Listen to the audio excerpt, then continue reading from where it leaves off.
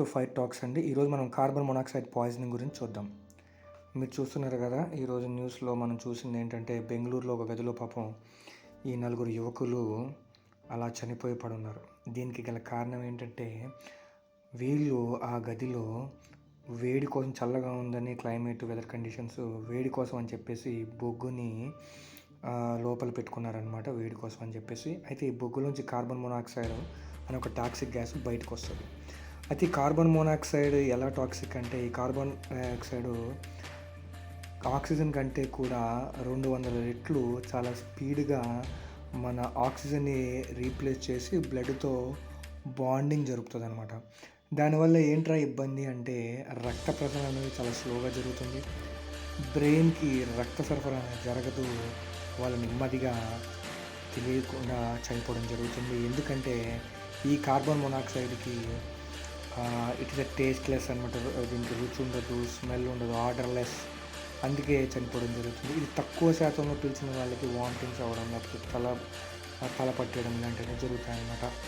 So ఒకప్పుడు ఈ carbon మోనాక్సైడ్ని రకరకాలుగా వాడేవారు యుద్ధాల్లో. మరీ ముఖ్యంగా రెండో ప్రపంచ యుద్ధంలో అప్పుడు కూడా కార్బన్ మోనాక్సైడ్ బాంబ్స్ వాడేవారు. గదుల్లో వీటిని వెలిగించి పాడేసేవారు, లేకపోతే కర్రను లేకపోతే ఇలాగ బొగ్గును అంటించి లోపలికి పంపించేవారు. లోపల ఉన్నవారంతా కూడా చనిపోయేవారు అనమాట.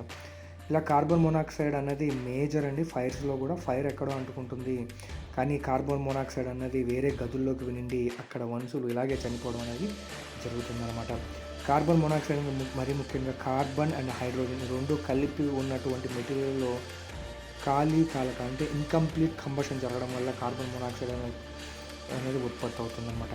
ఈ కార్బన్ మోనాక్సైడ్లో ఉన్న మరొక బ్యాడ్ ఏంట్రా అంటే, ఇది కంబస్టబుల్.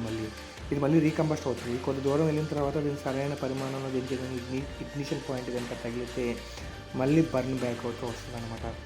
కేవలం ఒక చిన్న టైర్ని ఇందులో అంటించడం వల్ల ఎంత కార్బన్ మోనాక్సైడ్ వచ్చిందో చూసారు కదా. మరొక గదిలో గనక ఎక్కువ పరిమాణంలో ఉన్న ప్లాస్టిక్ మెటీరియల్ అంటుకుంటే ఎంత కార్బన్ మోనాక్సైడ్ వస్తుందో మీరు ఆలోచించుకోండి. చాలామంది ఊరికి ఫైర్ ఎక్కడో జరిగితే, వేరే ఫ్లోర్లోనో వేరే దూరంగా జరిగితే ఎందుకు వేరే చోట చనిపోతారంటే కారణం ఇదే. అందుకే వేరే సైడ్ నుంచి ఎస్కేప్ రూట్స్ పెట్టుకోవాలి అని మరీ ముఖ్యంగా ఎందుకు మన బిల్డింగ్ కోడ్స్ చెప్తాయంటే దీనికోసం అనమాట. ఈ కార్బన్ మోనాక్సైడ్ అన్ని చోట్ల అంటుకుంటుంది. మరీ ముఖ్యంగా మన ఈ క్రూడ్ ఆయిల్ ప్రొడక్ట్స్ తోటి తయారైన ఏ మెటీరియల్ అయినా కానీ అంటుకున్నప్పుడు కార్బన్ మోనాక్సైడ్ అనేది చాలా దట్టమైన పొగ ఇలా వెదజల్లుతూ ఉంటుందన్నమాట. దానివల్ల చాలా డైరెక్ట్ టాక్సిక్ గ్యాస్. సో దానివల్ల మనుషులు చనిపోవడం జరుగుతుంది. Thank you.